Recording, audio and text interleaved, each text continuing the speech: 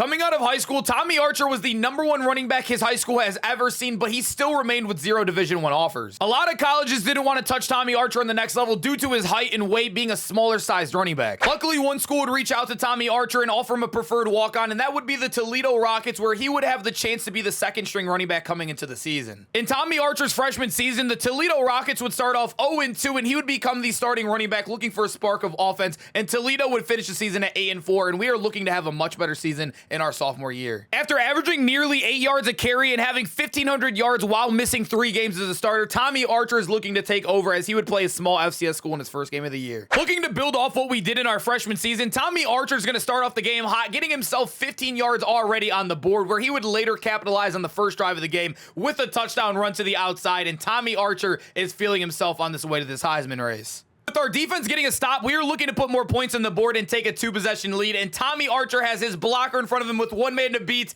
and we're going to get the pancake block, and it looks like Tommy Archer is going to have 2 touchdowns and over 100 yards in only the first quarter of this game. Looking to keep on building off that lead we already have, our coach would keep on feeding us all game, knowing that we could take it to the crib at any single moment. Tommy Archer would juke out the entire defense, but there would be a flag on the field, juking out another guy with only 1 man to beat. We would get hawked down at the 5-yard line, but it would be later called back with an offensive clipping. With only 1 minute remaining in the half, we're looking to put some points on the board and take a 3-possession lead, and our quarterback would find us over the middle, and Tommy Archer's looking really good in the passing game as well, where we would later settle for 3 and take a 17-point lead heading into half. Tommy Archer is already having an amazing game, but he knew if he could score a touchdown on this drive, this could be the early dagger on this FCS team, and he would dominate on this drive once again in the passing game, where he would take his team all the way inside of the 10-yard line. Our offense would later punch it in, and our coach would take out all of the starters in the fourth quarter, where Tommy Archer would have his best collegiate game yet with almost 250 yards rushing, 2 touchdowns, and almost 100 yards receiving. After Tommy's amazing performance in week 1, he would even earn the MAC Offensive Player of the Week award, but we would have a tall task in week 2 as we would be playing the #6 ranked Cincinnati Bearcats. Knowing we were playing a good team, we need to put points up on the board every drive we can, but the Cincinnati Bearcats defense was dominating in the run game early on as we were struggling and we had to go 3 and out on the first drive of the game. Our defense would also get a stop, but Tommy Archer would run up the middle and collide with the linebacker, and he would go down with a huge injury to his ribs. Tommy Archer would not return back into the game until we were down 21 points in the mid of the third quarter, so he is looking to do everything he can to spark a comeback. Needing to put points up on the board fast to make this comeback, Tommy Archer would take over in this third quarter as he would have another big run that would lead them into field goal range already, and he would later punch it in to take this lead down to 14. With our defense getting a stop, we need to go down the field once again, and Tommy Archer would continue to have big plays all game long, setting up his team for an easy fullback dive, and we would cut this lead down to 7. Sadly, the Cincinnati offense would chew the rest of the game on out, and we would take our first loss of the season, but Tommy Archer would still finish with over 100 yards and a touchdown. After having an amazing game once again, Tommy Archer was still left off the Heisman watch, but he knows being in the MAC conference, he's going to have to do so against the great opponents, and he would be able to have that chance in week #3 against the Iowa State Cyclones, who rank #2 right now. Even after being explosive in the first 2 games of the season, the Toledo coach really wouldn't feed Tommy Archer much until late in the second quarter, where we would get our first touchdown of the game and even take a 3-point lead over the #2 Iowa team. With Tommy Archer struggling on the ground, he's looking to help his team win in other ways, as he would do so in the passing game, and his team would later score, and we would take a 10-point lead after this extra point. Our defense would get a stop and give us great field position, and Tommy Archer is looking to dominate with the ball in his hands, as he had a great play, actually his best play of the game, that would later lead to 3, and we would be up 3 possessions with only 1 minute and 50 seconds remaining. Tommy Archer would go on to have a very underwhelming game by his books, only having 100 yards and 1 touchdown, but we would end up beating the #2 Iowa State Cyclones, and this was a huge victory for the team. In our next game of the season, we are taking on App State, where Tommy Archer is looking to return back to form, and he would start off with a huge run to open off the game. Having all the momentum after taking out the #2 ranked team, our offense is looking amazing in this game, as Tommy Archer would get our team over to the 1-yard line, and our quarterback would later scramble for his first touchdown of the season, and we would take a 7-point lead. Looking to continue to ball out on the second drive of the game, our offense would hand us the ball, and we would take it all the way to the outside and already get to the 40-yard line, but later in their drive, we'd have one of our biggest catching plays of the season yet,